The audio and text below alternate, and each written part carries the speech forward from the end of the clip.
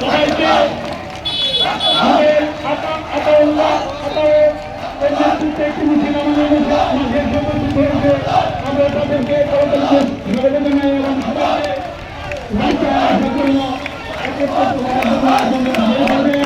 রাস্তায় আসার জন্য বিএনপি জামাল ফিচার শাখার অন্যতম নেতা কর্নেল দিলীপ কুমারকে বাংলাদেশ জাতীয় দল অধিকারী দল আজকের পবিত্র রাষ্ট্রীয় উপলক্ষে আজকের রেলিপুরের সমাবেশে সবাইকে আন্তরিকভাবে অভিনন্দন জানাচ্ছি। সেই সঙ্গে আপনাদেরকে একটা কথাই বলতে চাই যে বিএনপির সংগ্রাম এখনো শেষ হয়নি। ছোট দৃষ্টিতে দেখছে বিএনপির এই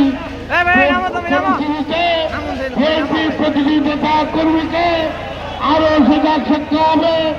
আগামীতে আরো কঠোর সংগ্রামের জন্য আমাদের অপেক্ষা করতে হবে। এই বলে আমি আমার বক্তব্য শেষ করছি।